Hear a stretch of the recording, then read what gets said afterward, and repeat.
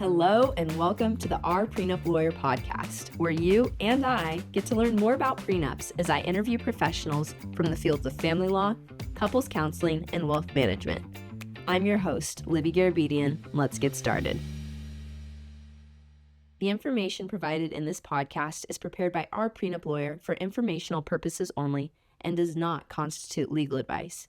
The information is not intended to create an attorney-client relationship.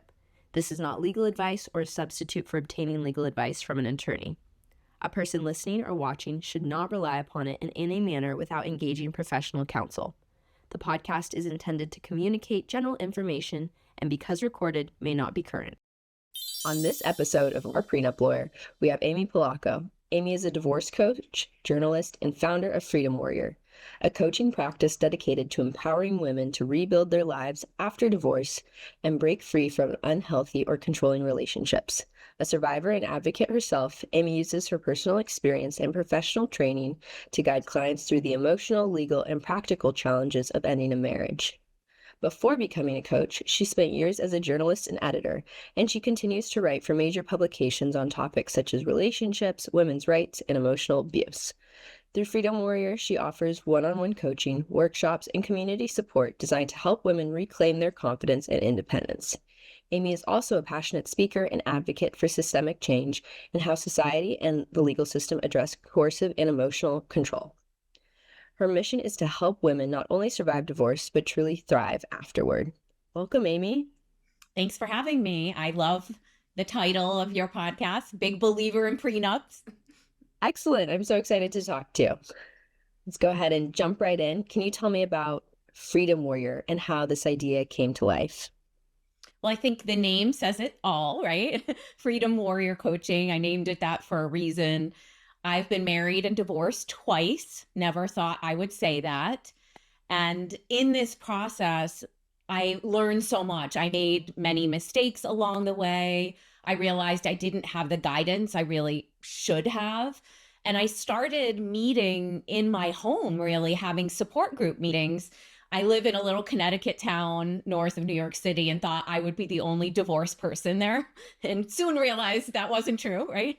So as I met other women, I saw that magic happened when we got in the same room and women supported each other through this process. And it really inspired me to become a master certified coach, training in divorce specialty. And I started my coaching practice wanting to be the coach I never had. And now I have clients across the country. And as you said, I continue to write as a journalist about these topics too. That's amazing. And it's wonderful that you're able to, learn from your past and help others to, like you said, not make the same mistakes that you did. Now, how long does your involvement last in a typical divorce when you're working with someone? That depends. Good question, because I help women, though I have had a few male clients too, in the beginning, the middle, and even the end, and even post-divorce, I can help them create their next chapter. So it really depends on the case. If it is an amicable divorce, as you know, and goes through mediation or collaborative, it might be a shorter time frame. But if you're dealing with litigation, and a lot of my clients are, sadly, and many of them are dealing with coercive controllers and narcissistic abusers, unfortunately, those divorces can last a long time, way too long, in my opinion. So how can someone drawing upon the mission of Freedom Warrior, how can someone become the CEO of their divorce? That is my motto. You must be the CEO of your own divorce. And I learned that the hard way because I was not, frankly, made mistakes. There are things in my agreement or not in my agreement that I regret. The number one thing that people can do is become educated. It's why I created a whole digital course on this, because I wanted to put everything in there, for example, that I didn't know about how family court worked. How do you divide up credit card debt? How does custody work? Who files? How do you serve someone? What are the different processes you can choose from? And so really becoming educated is the number one step you can take in a divorce. So now you talked about how there's Divorces themselves can be unexpected and take different turns. If it's a high conflict divorce, that can last much longer than an amicable divorce that's being mediated. So, what should someone expect as they're entering divorce?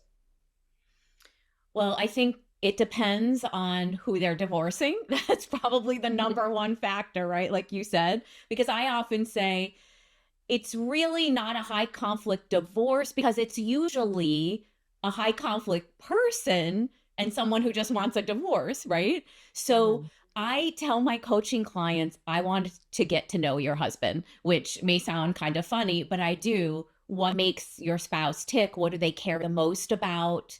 Are they going to be out for revenge and just want custody so you won't have a certain amount of custody, or do they care about the money, or are they someone who just wants out of the marriage and they're going to be willing to negotiate and maybe end up in mediation. So that's really what we evaluate first. And what's going on in the situation, I often liken it, Libby, to a pot of boiling water on a stove. Sometimes women will come to me and say, well, nothing's happened yet. We haven't mentioned the D word, divorce, obviously. But I need to say to them, from the things you're telling me that are being said and the behaviors, the water is starting to boil, right? It's starting to simmer here.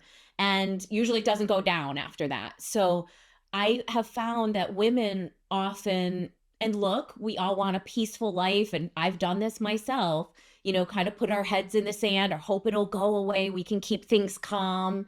And the reality is, you have to take proactive steps, even secretly, to get your ducks in a row to protect yourself. Because while you think nothing's going on in this pot of water, they're hiding money, changing accounts, doing all sorts of things. And so that's one of the things I am really passionate about educating people on.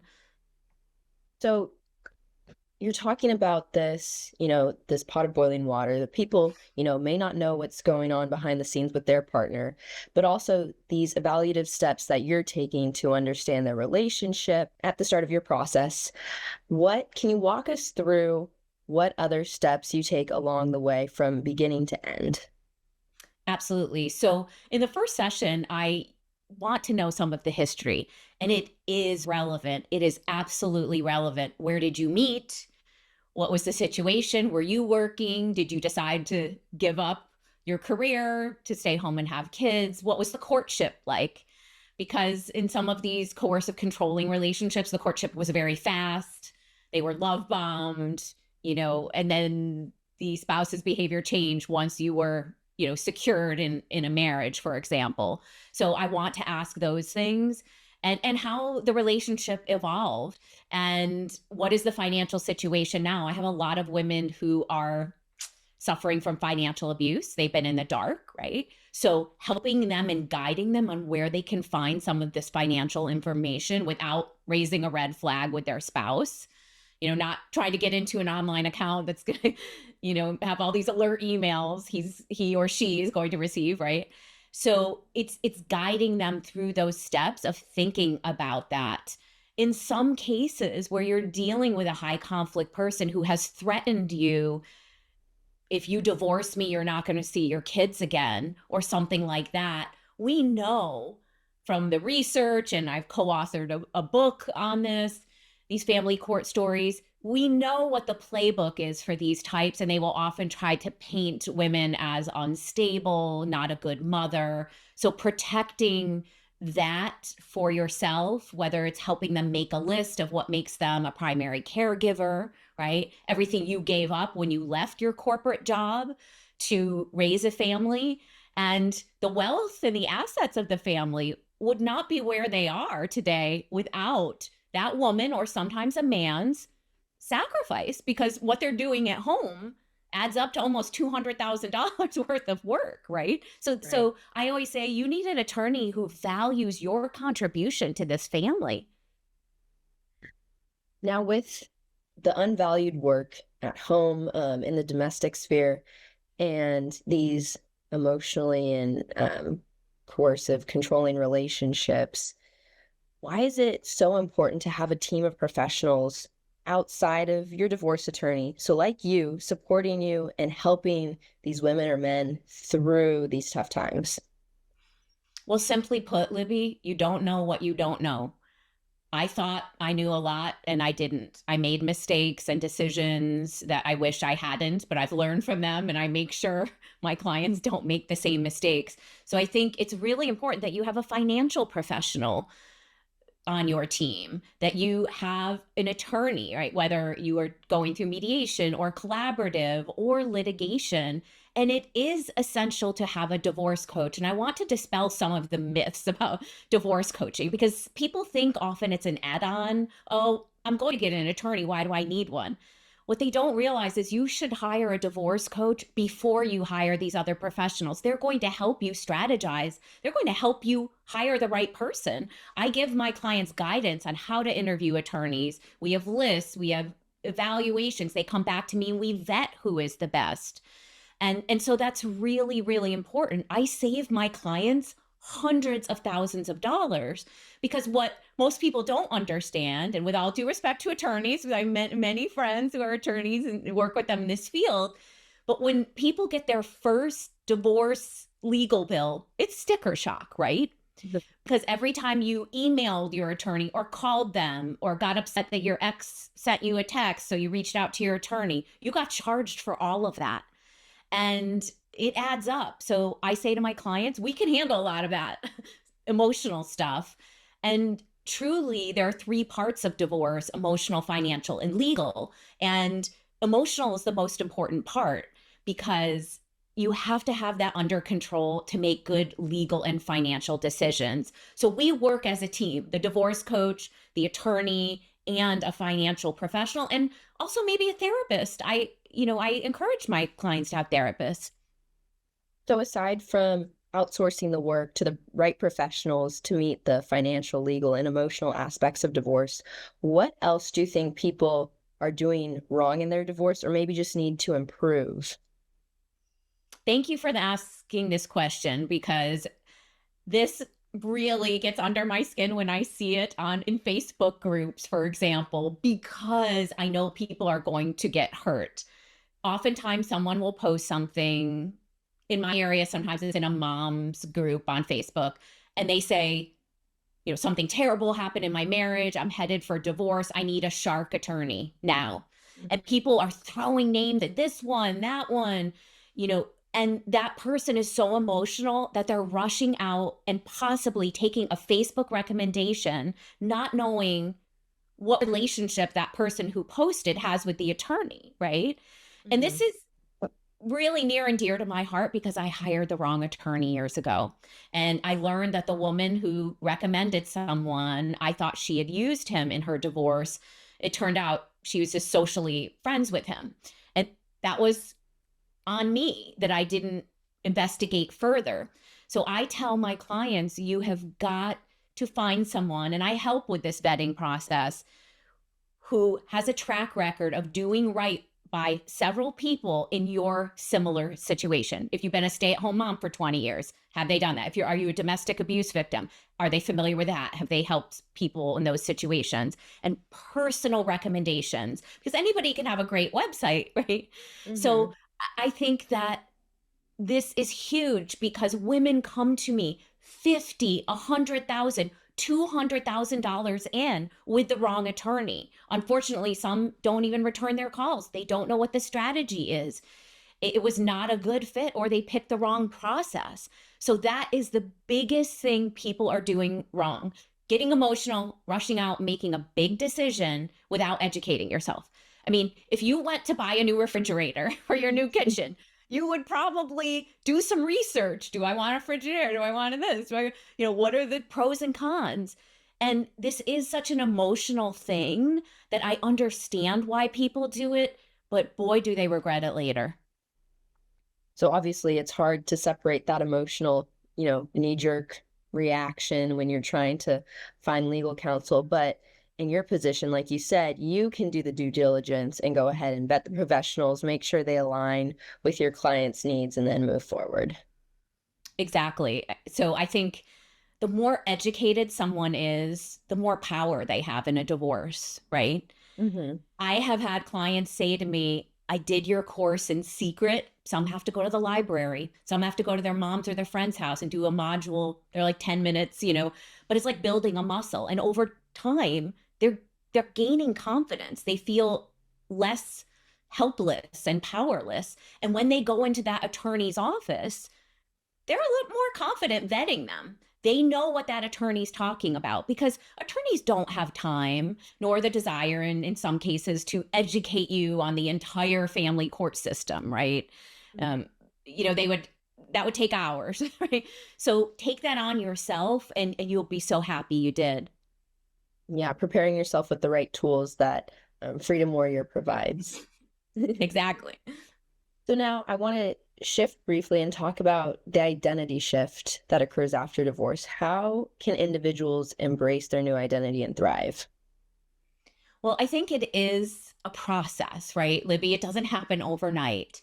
Mhm. And some people still have grief when they're getting divorced. And oftentimes, with a lot of my clients, because I tend to have a high percentage of abuse survivors, they're not grieving this deep love for their ex partner, but it is a grief for the dissolution of the family, right? Mhm. Maybe it's that Norman Rockwell image they had for how their life was going to be. Sometimes it's a fear, I'm going to be alone forever. And for many stay-at-home moms, for example, who've been out of the working world for a long time, it's fear about what am I going to do? Can I make ends meet? How do I get back out into the professional world and network and my skills are moldy or whatever it is. So I love helping clients in this phase. And some have gotten divorced, taken a few months off and come back to me and said, I need help creating this next chapter. I've helped women start businesses and things like that. Because I do find that single moms, and I'm one of them, right? And I have a coaching business that has flexible hours. We need that flexibility to bring our kids here, doctor's appointments, they're homesick or whatever it may be. So, engineering a life for them that works is really important. But I do say all the time to my clients, it's a muscle you're building. Give yourself some grace. If you run across an old photo while you're organizing in your new home or apartment and you cry, it's okay.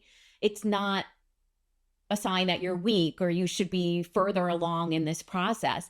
I think communing with other women is really important in this phase because that's where you reclaim yourself and you are validated by others. I have a free Facebook support group called Strong Savvy Women that anyone can join. And I have women sitting on the sidelines contemplating divorce. I have some in the thick of it. And then I have some 5, 10 years out who feel this like compulsion and passion for, reaching back and helping others and saying, you know what? You're going through that with your ex in custody. I went through the same thing. I'm 10 years out. It will get better, or do this or do that. So having that community, I think is huge. It's great that you have created this community and that you emphasize it so much because it is helpful to have others to identify what you're going through and be able to share that experience, have that shared experience with them. Now, I do want to ask about prenups and Good. in your practice, what have you seen? How have they made divorce proceedings easier? And have there been any situations where one spouse refuses to uphold the terms of their prenup? Well, first of all, where do I begin on prenups? Because I love prenups and postnups. And from my perspective, Libby, and what I see on a daily basis, where women have given up their careers and given up so much for the family unit, and then have the rug pulled out from under them, and there is no prenup, it's devastating. Because, yes, will they likely get alimony? Yes. But, it's not easy to just jump back into the workforce after you've been out for 20 years, right? So you're at a real disadvantage where I think a prenup can protect women. And I truly believe that if a parent, either man or woman, decides to stay home, I believe they should have a postnup if it's post marriage, right? But they should get paid a salary that goes into an account for them. That's their money, because I see so many stay at home parents cut off from that side of things. They don't know where the money is. They don't know how much money there is. And they have to beg for an allowance, which is really demoralizing, right? So I'm a huge, huge fan of what you do. I have had clients who have prenups. I would say by and large, they have been respected as long as they were done, with an attorney and in a professional way. I have not had, I'm trying to think, I've had some people try to contest them, but usually not successful. No, I like the point you made about spouses who give up their career to stay home, that their work at home needs to be valued, and that it is tough to re-enter the workforce. I think a lot of attorneys and professionals that we've had on the podcast have echoed that sentiment. And I think as prenups become, more prolific in social media and culture, that, those are terms that will enter the conversation and become more standard moving forward. Right. Because I think that, look, we're experiencing in our country a time when more and more women are choosing to be single, right? Mm-hmm. A funny aside that I posted this kind of like AI generated thing. I created a spirit Halloween costume, the Stay Single Woman.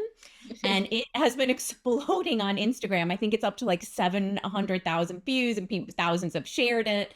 And it's really hit home because a lot of people, are deciding to stay single right now. So I think that's something we're seeing. And also we're hearing about prenups, right? So I think in the past, people thought that a prenup was only for a wealthy, tycoon or, multi-billionaire or something like that, but that's not the case. And it's also not just for wealthy men to get one. Women should get them for themselves to protect themselves. And as you know, some people think, well, a prenup is not romantic and it's going to doom the marriage. That's not the case at all. Because at the end of the day, I think the most startling revelation for women is marriage is a business deal. There is a romantic and emotional side, but at the end of the day, the law looks at it as a business transaction. And so you really have to protect yourself and look at it that way in the beginning too, right? Mm-hmm. Right. And so a prenup can serve as an insurance plan for your marriage if things don't work out. Exactly. Because if people could hear, if young women or middle-aged women getting married could hear my clients who cry to me and say, and I'm not saying they're right, and I tell them they are not, I was so stupid. I gave up everything. I left my Wall Street job. He said he'd always take care of me and I'd be okay. I gave up this, I gave up that, right? And they're kicking themselves. So those women want our new generation to protect themselves better, right? Right. It saves a lot of future headaches and financial pain. Absolutely. Now, as we wrap up, I have a couple more questions, specifically about, success. So how can an individual have a successful divorce and meet their needs through the process? Well, I think first and foremost, they have to define what is success for them. I talk a lot with my clients about this word, peace. Many of them don't have peace in their homes, whether they've grown apart and just drifted away from each other, or it is an unhealthy situation, or the children are affected. One of the most moving things I've had happen in the past few months is I had a client send me a picture of her first night of peace, she said, and it was a blow up mattress with a little phone and a light on the floor. And she did something really smart, by the way. She stockpiled things in a storage unit in advance.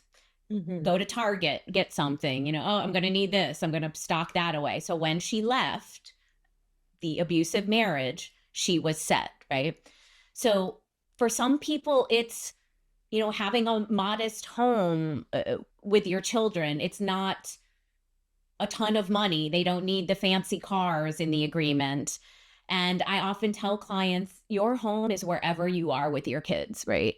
Our kids don't care if it's a, 30-room house or a few rooms somewhere. They feel that sense of peace. So to me, that is truly a successful divorce, right? How can listeners reach you if they're interested in connecting? Sure. So I do free 15-minute coaching consultations that they can book on my website. It's freedomwarrior.info. And in those, I get to know a little bit about their case. I explain how coaching works, and they can see if it's a fit for them. And I have different coaching packages depending on their needs. It's totally confidential, of course. People can find me there on my website where I have different resources. I also have a proactive playbook for divorce, which is a $37 digital product. And I put in there different budget charts that are customizable, a list of financial documents you need, questions to ask an attorney, all these things. It's like a roadmap, a marital history template that you can fill out and bring to your attorney. So you're set and you're ahead of the game, and you're going to save money by not using as much of their time. And on my website, you can also find out about my Divorce Decoded full video course. And people can find me on Instagram at Freedom Warrior Tribe there. I have a YouTube channel where I post videos and tips. You can find me there. And what am I forgetting? I think that's it. That's wonderful. And we'll include those resources in the show notes. And it is so great that you have all these resources available, your book, your courses, your YouTube channel, and your social media, so that people really can be their best selves and their best advocates through their divorce. Oh, they can find my Strong Savvy Women support group. Just search that in Facebook, and you can join that community for free. Perfect. Well, thank you so much for being on the episode today. It was great talking to you. Thank you so much, Libby.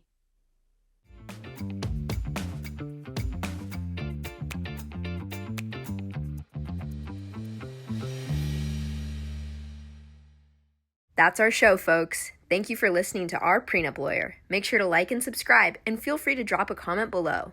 Follow us on Instagram at Our Prenup Lawyer, and listen to us on Spotify, iHeart, Apple Podcasts, Audible, and watch us on YouTube. See you guys next time.